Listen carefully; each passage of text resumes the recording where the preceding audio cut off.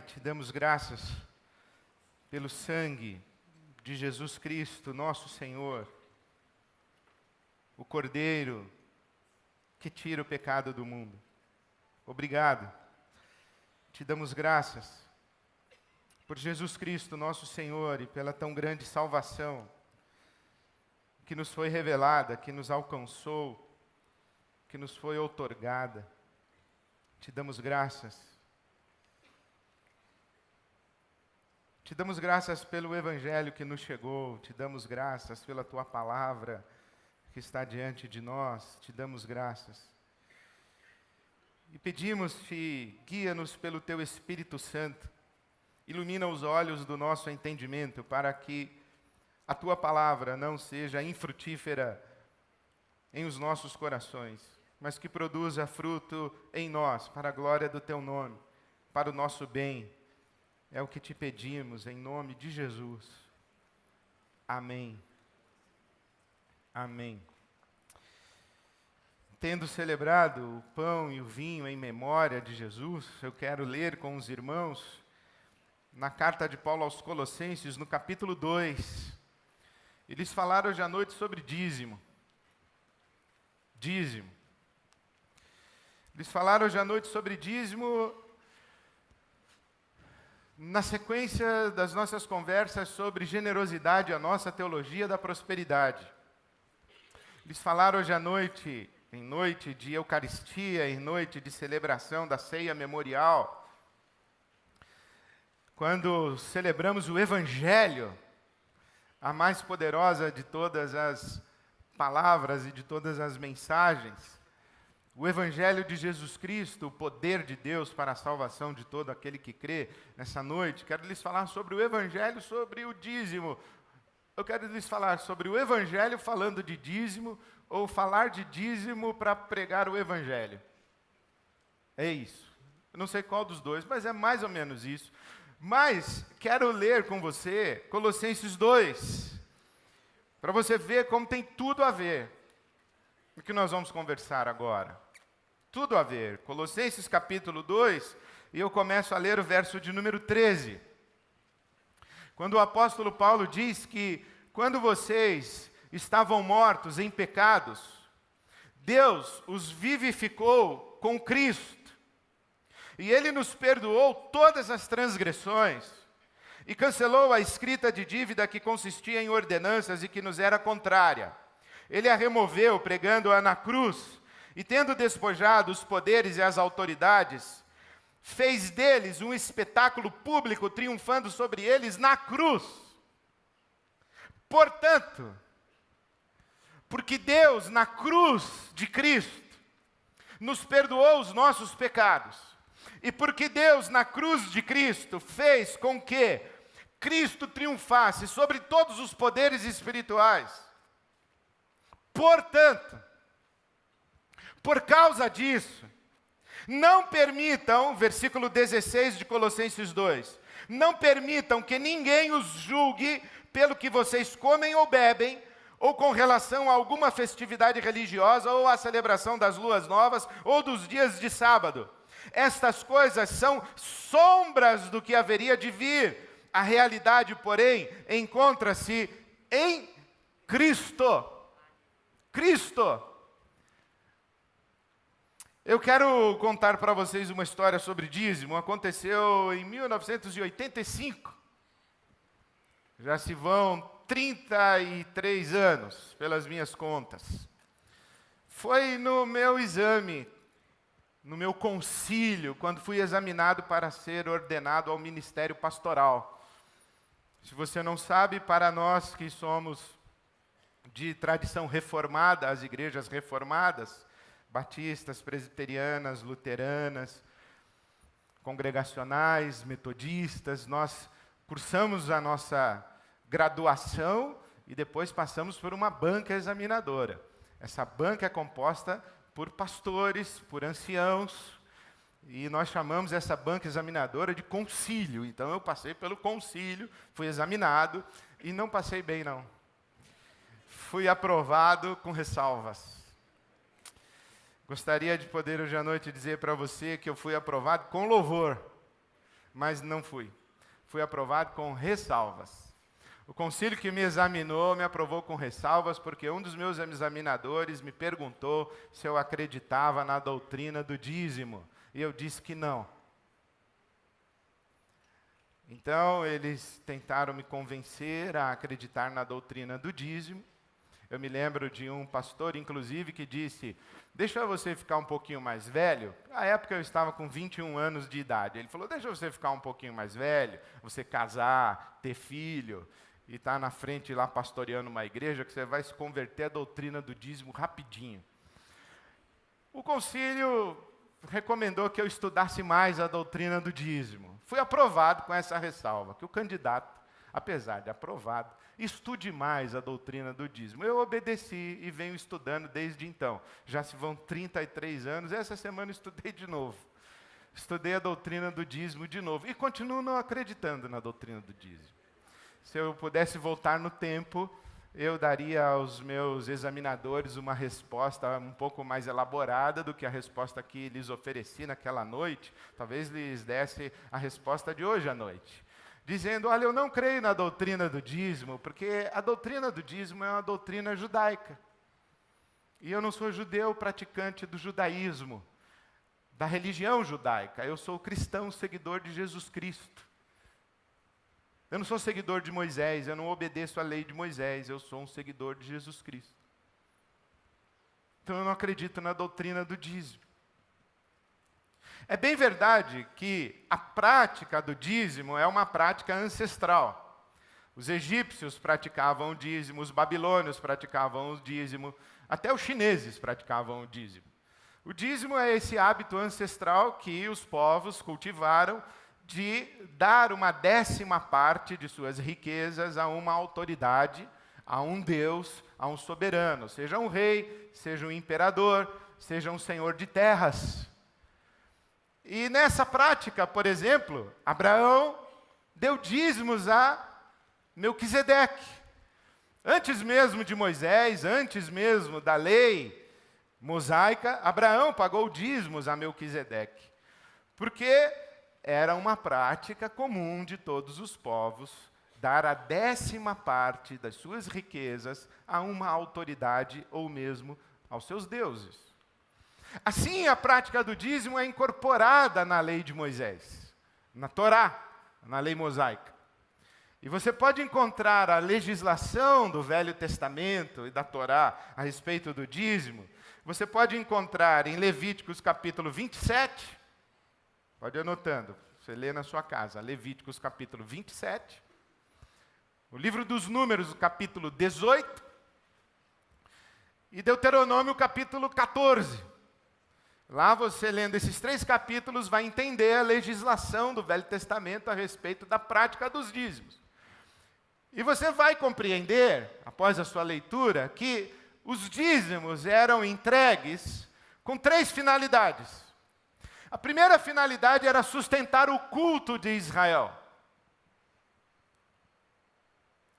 O povo de Israel estava dividido em 12 tribos, e quando Israel chega à terra prometida, a terra de Canaã, essa terra é dividida em 11 partes, 11 porções, e uma das tribos não recebe terra, a tribo de Levi, porque os levitas, então, eram sustentados pelos dízimos das outras 11 tribos que receberam terras.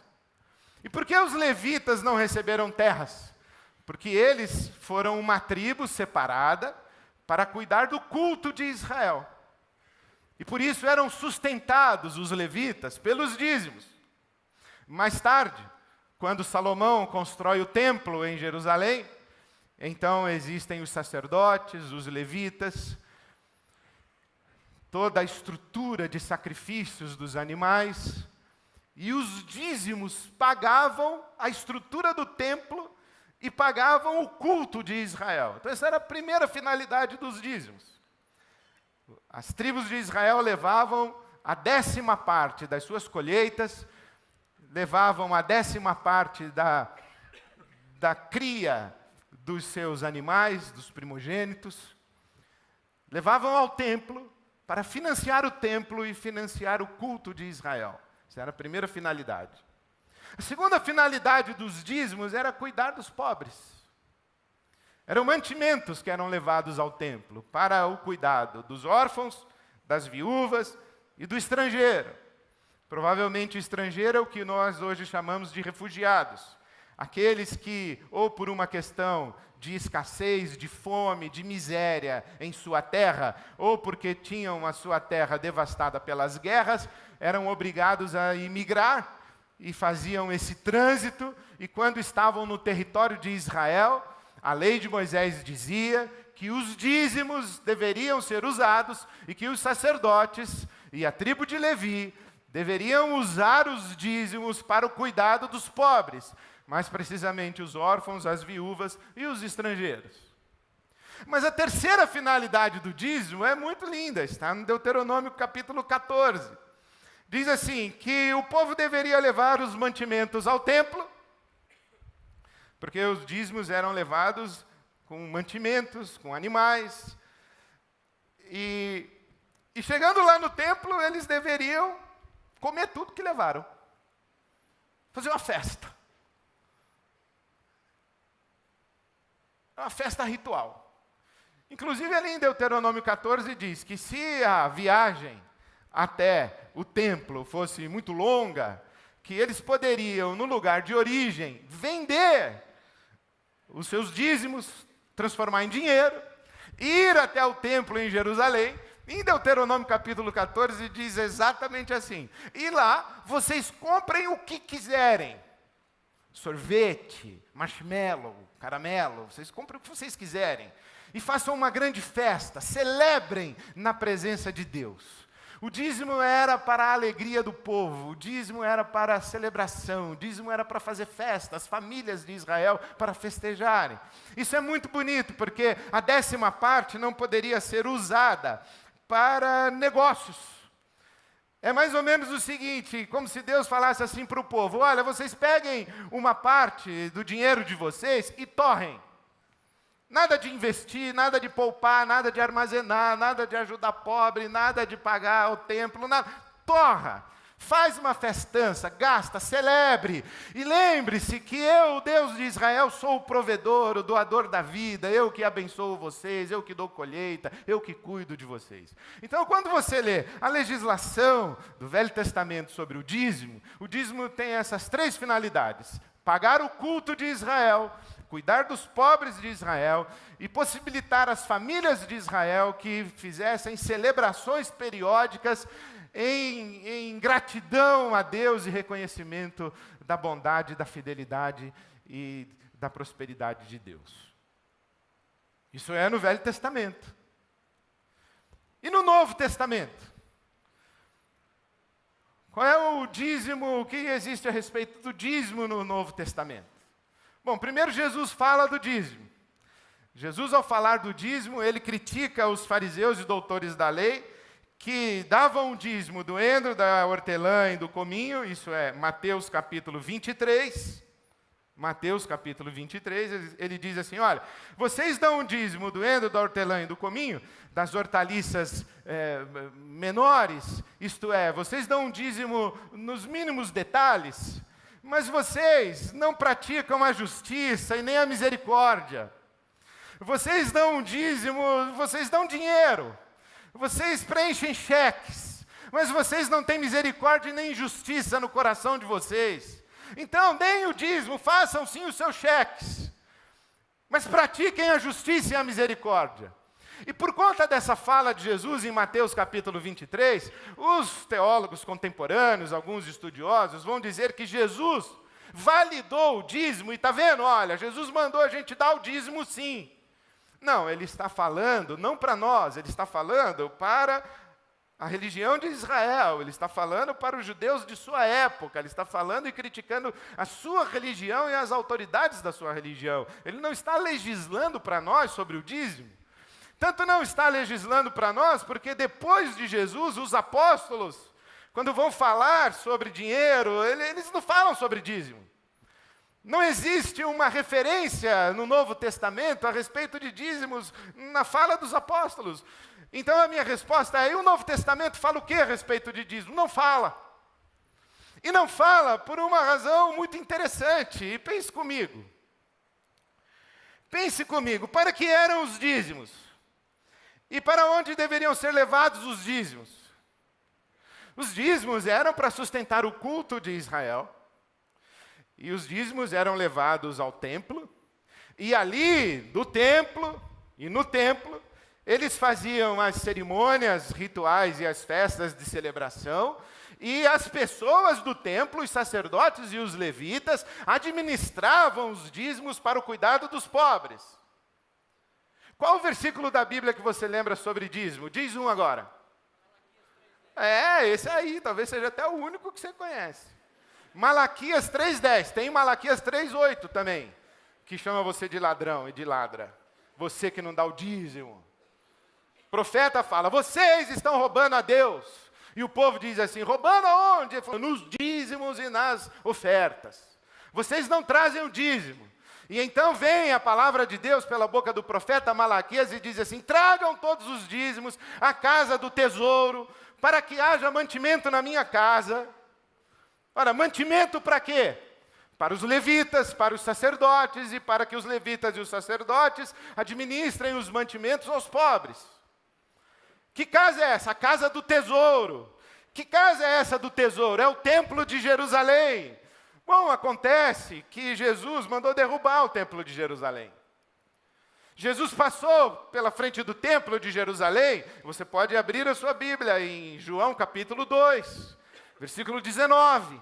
Jesus passa diante do templo de Jerusalém e diz assim, pode derrubar, que eu vou fazer outro em 3 dias. Derruba. Os discípulos dizem assim, mestre, esse templo foi construído em 46 anos.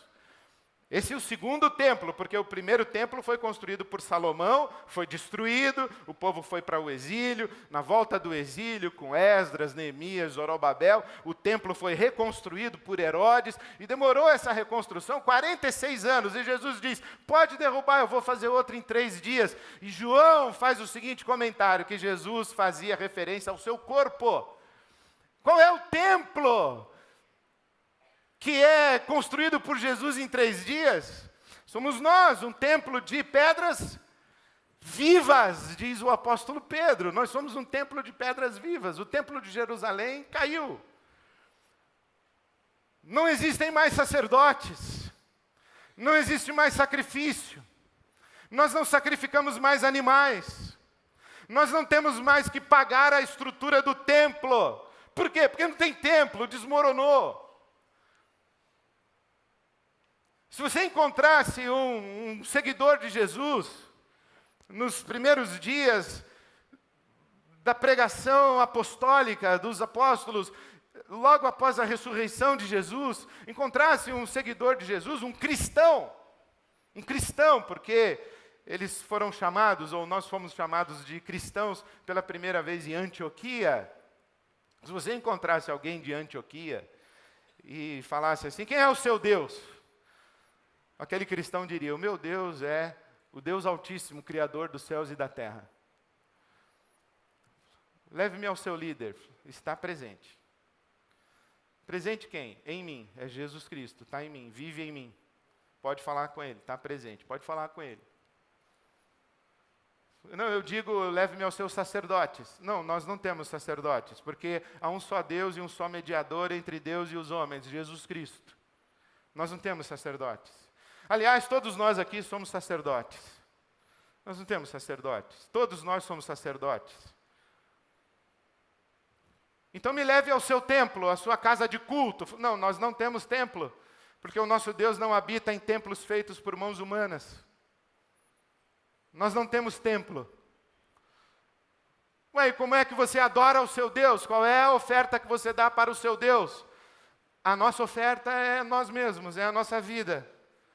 Tudo que nós fazemos, seja comer, seja beber ou qualquer outra coisa, nós fazemos tudo para a glória do nosso Deus. Então qual é o seu dia sagrado? Não, nós não temos dia sagrado, não é sábado nem domingo, é todo dia. Porque o nosso Deus é um Deus que a gente adora com a nossa própria vida, todo dia, em todo lugar, a toda hora, e nós não precisamos de sacerdote nenhum, e não precisamos de templo, não precisamos de nada. Não, então vocês não são uma religião. Provavelmente aquele irmão nosso diria, então, entendeu? Bom, mas eu trouxe dízimos aqui para levar à casa do tesouro. Aquele irmão diria, desculpa, você está atrasado, caiu. Não tem mais casa do tesouro para você levar tempo, para você levar os seus dízimos. Por que você quer levar seus dízimos na casa do tesouro? Para pagar os sacerdotes e os levitas. Para quê? Para eles fazerem sacrifícios. Mas para quê? Jesus já fez o sacrifício. Definitivo, acabou. Não tem mais que fazer sacrifício. O que eu faço com esse dinheiro, então, agora que são os meus dízimos? Aquele irmão provavelmente diria o seguinte, olha, na boa, eu acho que se Jesus estivesse aqui, ele ia dizer para você, cara, faz uma festa e dá para os pobres. Pega esse dinheiro aí que você chama de dízimo, faz uma festa com a sua família e dá para os pobres. Porque não tem mais templo em Jerusalém para nós somos seguidores de Jesus. Nós não fazemos mais sacrifícios, nós não remuneramos mais os sacerdotes. Acabou, esse negócio acabou, desmoronou.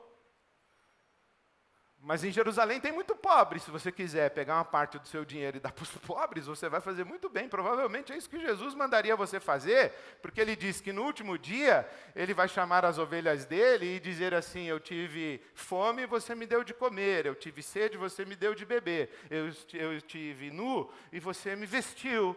Então é isso que Jesus mandaria você fazer. Faça isso.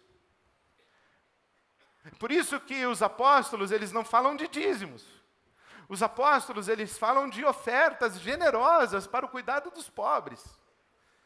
Eles falam de partilha, eles falam de comunhão, eles falam de suprir as necessidades uns dos outros, dos irmãos. Por isso que a igreja de Atos dos Apóstolos é uma igreja descrita como aquela onde não havia entre eles necessitado algum. Por quê?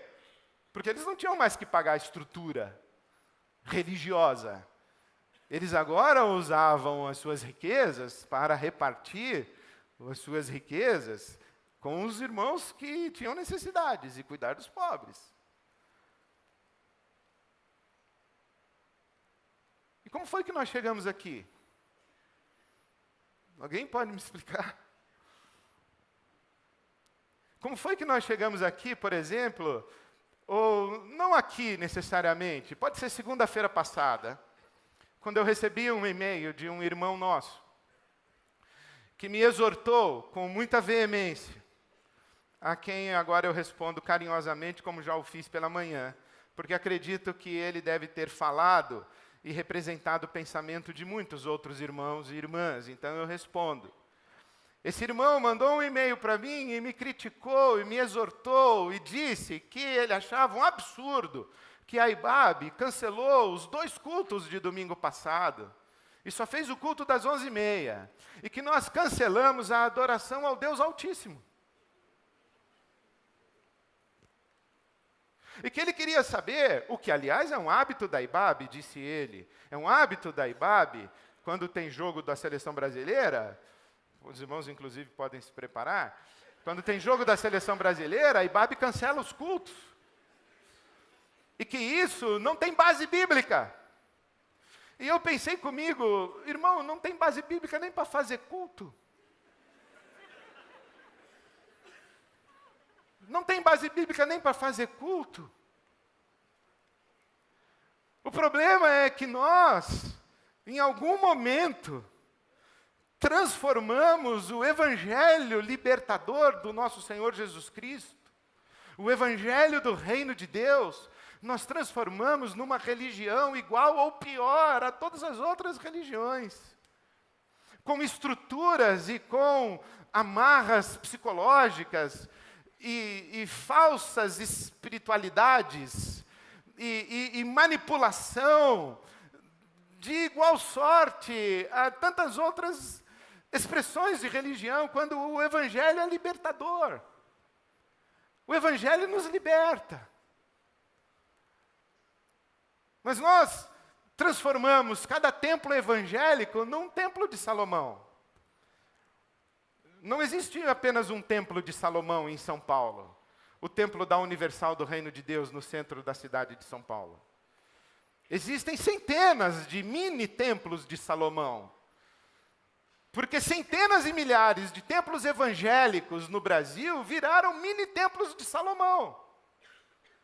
Com castas religiosas que cobram e extorquem em nome de Deus, praticam uma extorsão em nome de Deus e roubam, se apropriam do dinheiro das pessoas para pagar uma estrutura e chamam os seus templos de casa do Senhor. A casa do Senhor é a igreja, o corpo vivo de Cristo. Não é o templo da igreja evangélica, nem da igreja católica, nem o Vaticano, nem nada. Os sacerdotes do Senhor somos nós, não é o apóstolo, o pastor, o bispo, a profetisa, não, nós somos. Então, como foi que nós chegamos aqui? Isso tudo que nós temos aqui hoje é invenção nossa.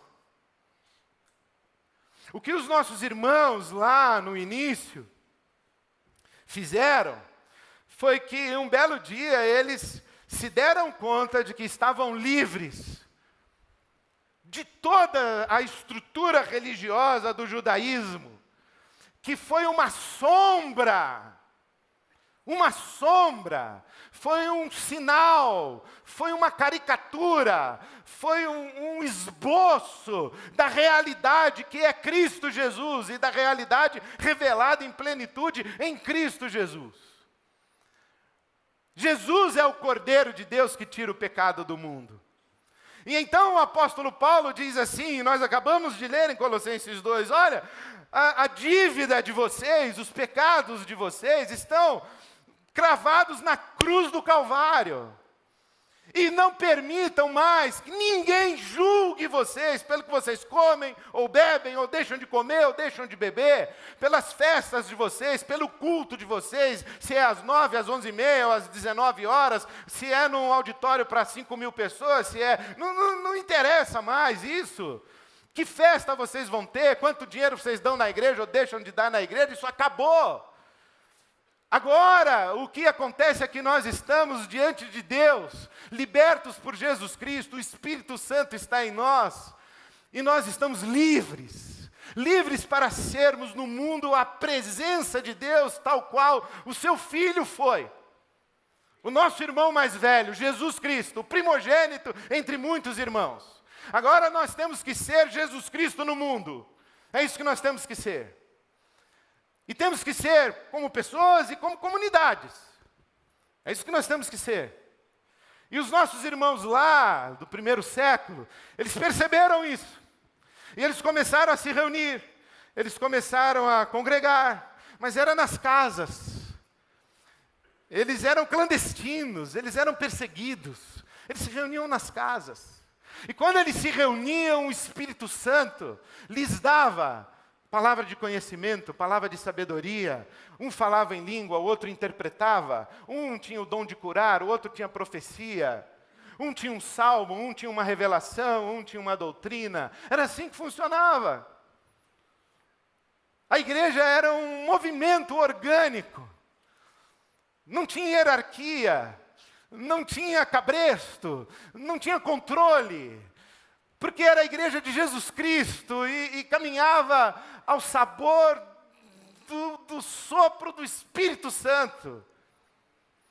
E nem mesmo o apóstolo Paulo, que poderia reivindicar uma palavra e sacar da sua interpretação mirabolante do Velho Testamento, uma palavra a respeito do dízimo, para justificar um pagamento ao seu ofício apostólico, nem mesmo o apóstolo Paulo diz assim, olhe, paguem os dízimos para que eu receba salários. Ele diz, não, eu não quero salário, inclusive eu fui trabalhar para não ser pesado aos irmãos. Agradeço as ofertas que me mandaram, mas se não tivessem mandado também, tudo bem, porque eu aprendi a viver feliz em qualquer situação. Eu sei ter fartura, sei passar necessidade, tudo posso naquele que me fortalece. Eu não estou preocupado com isso, eu só estou preocupado que vocês sejam generosos. Sejam generosos.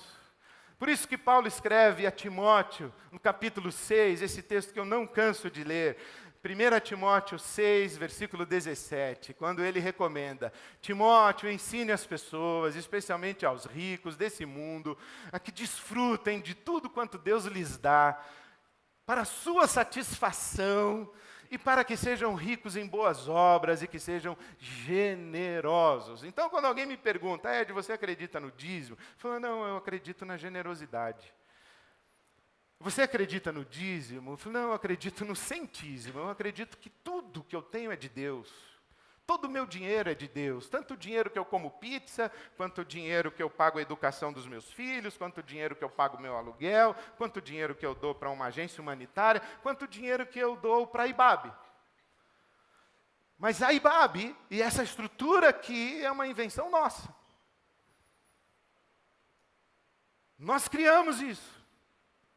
E acreditamos que essa maneira de nós nos organizarmos como igreja, como comunidade, coopera com a missão de Jesus no reino de Deus.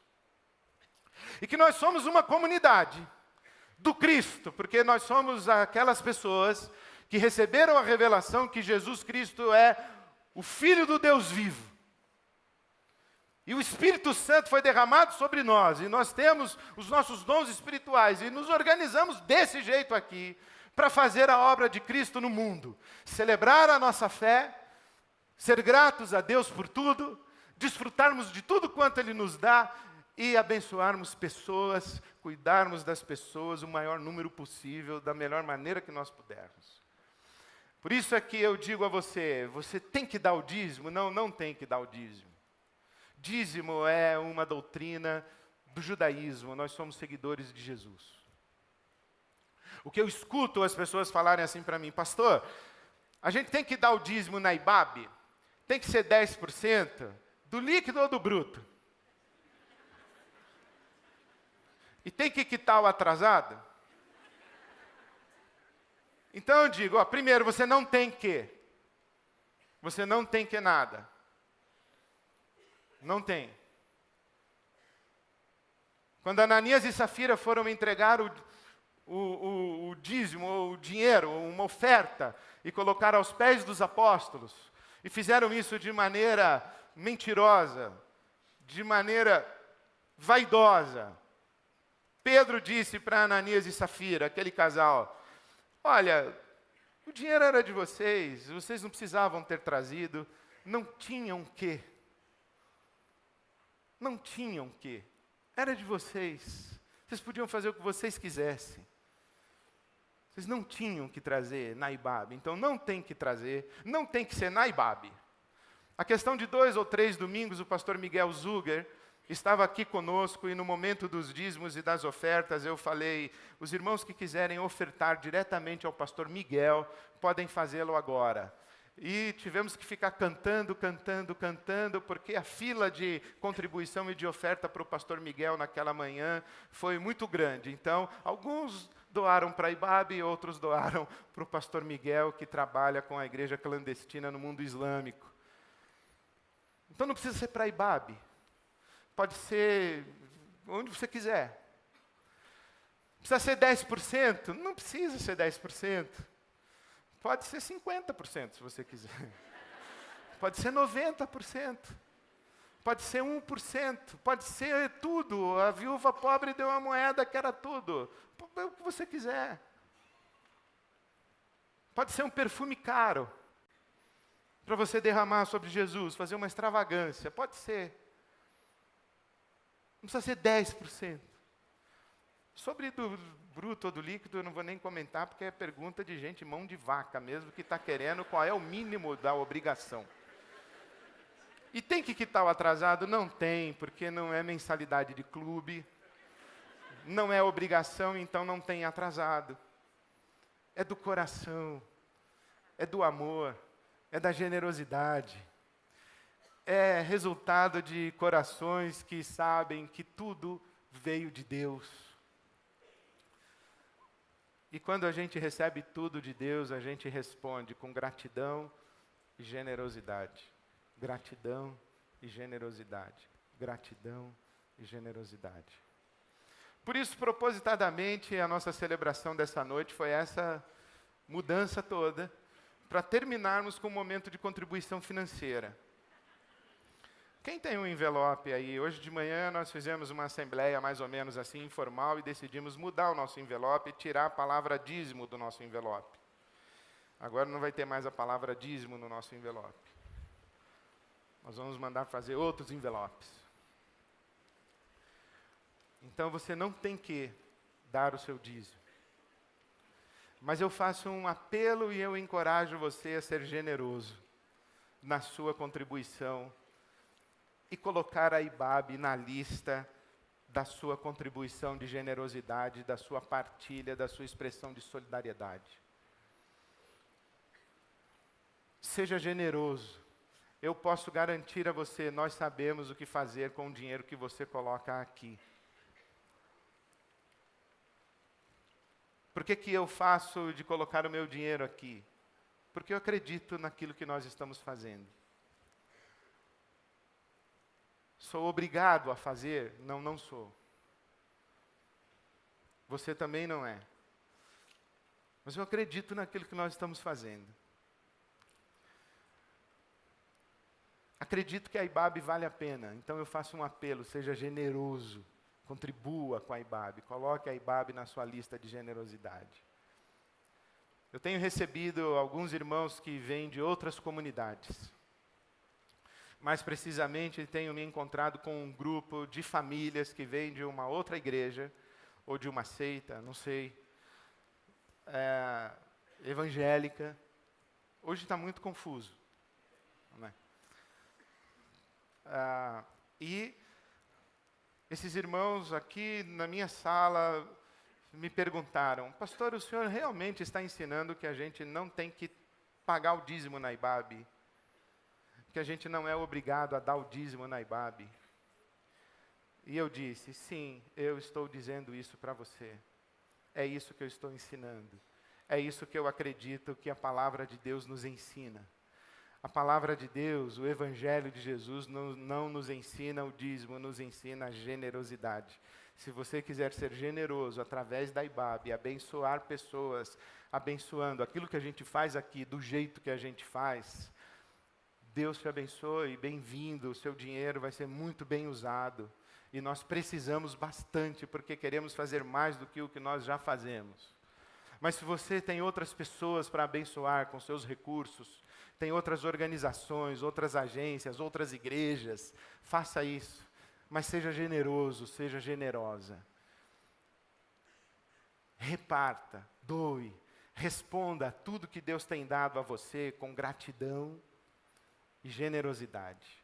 Pegue as suas riquezas, celebre, faça festa com o que Deus tem dado a você. E ajude os pobres, ajude os necessitados. Seja generoso, seja solidário, seja solidária. É esse o ensinamento da palavra de Deus. Se eu estivesse diante do meu concílio, hoje à noite, e aquele pastor me perguntasse, meu filho, você acredita na doutrina do dízimo? Eu diria, não, pastor, eu acredito na generosidade. Deus te abençoe, meu irmão, minha irmã.